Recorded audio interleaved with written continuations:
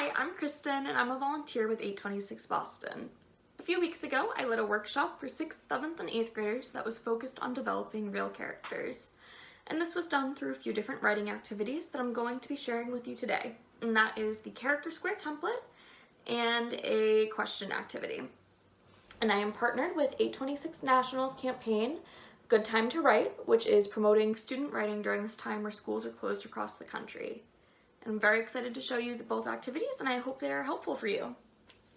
So the first one I call character square template, and I like to do this when I'm working with a new character. All you need for it is a piece of paper and some type of writing utensil. And you're going to want to make 4 squares. So you just need 2 lines, 1 across and 1 down to break into the 4 categories. And the 4 categories are: what do they look like, how do they move, what do they care about, and what do they dislike.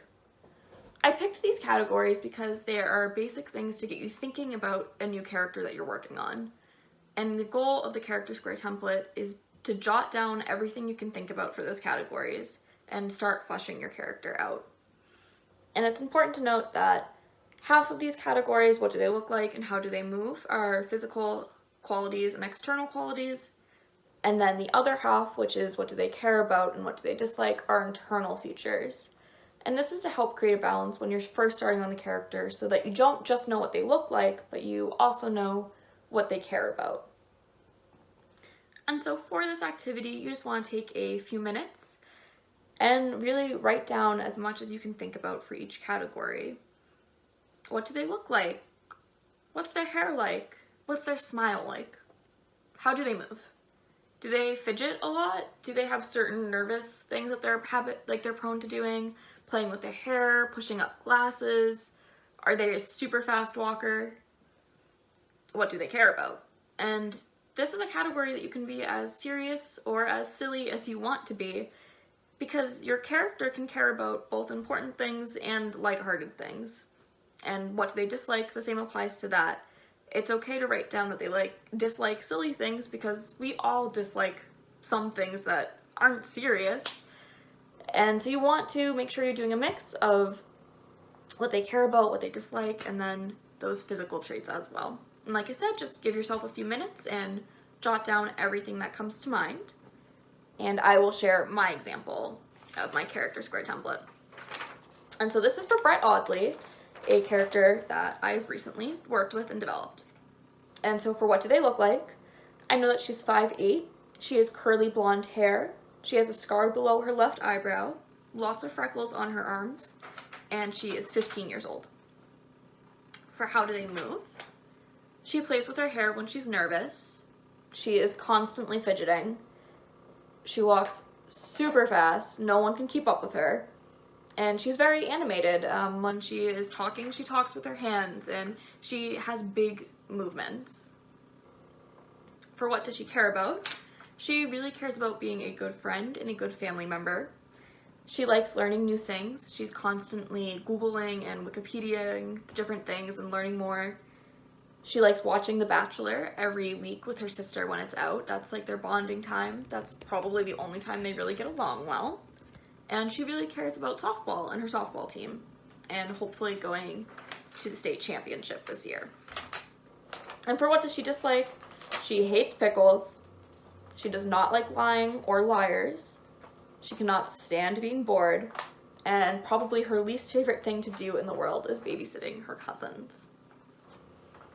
And as you can see, those are just the 4 basic categories, but I already know so much more about my character than I did beforehand, because I was able to just take the time out and write it all down. And so the character square template is a great thing to refer back to when you're writing. It's good to know those little things about the character, because those can fill up otherwise quiet moments. When you know these little details about your character, you can insert them into the story. It makes the story feel more real, it makes the character feel more real, and it makes it all come to life. The second activity is a question one, and that is just writing out as many questions as you possibly can for your character. I like to usually do that for about 5 minutes and just jot down pretty much any single question that comes to mind. Pretend that you are going to interview this character. I like this because the character square template gives you some basic things to start thinking about, whereas the question activity gives you the time and space to really just figure out a ton more things about your character. And this ranges from the little things to the big things, because questions can vary from what's your favorite color to what's something you failed at that you tried really hard at doing. And so this is good because it just lets you have ideas about the characters and try to figure them out more and get to know them a lot better than you did beforehand. And again, I suggest like around 5 minutes, just jotting down as many questions as you can. And you do not want to answer at first. The first part of this activity is just writing down the questions. Do not worry about the answers yet.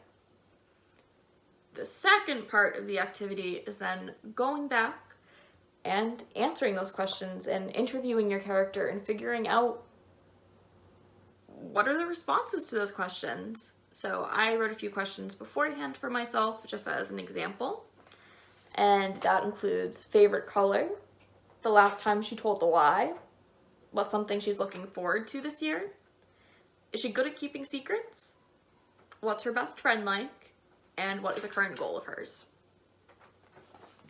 And so for Brett, her favorite color is lilac. The last time she told a lie was 2 weeks ago, and she felt really bad about it and did not enjoy it. Something she's looking forward to is the softball state championship, which she's hoping her team will get to. She tries her best to keep secrets, but is not the best at it. That's why she was lying the other week. She was trying to protect her friend's secret, but that made her feel really bad to lie about it. And a current goal of hers is also going to the state championship for softball, but she also is hoping that she can bring her grade up in math. And so now I know a lot more about Brett, and if I'm to start writing, I have all these things already running around in the back of my mind that I can think about and include in the story. So I really hope this was helpful for you. I hope that the character square activity and then the question activity can get you thinking, get you working with a new character and developing them and trying to make them feel as full and real as possible. And I appreciate you watching this, and I hope this was useful. And remember, it is a good time to write. And you can learn more about this campaign at 826national.org. And you can follow 826 Boston on Facebook, Twitter, Instagram, LinkedIn, and that gives you access to student stories, weekly writing sparks, and a ton more resources. It's a great organization, so I highly recommend checking it out, and you have a great rest of your day.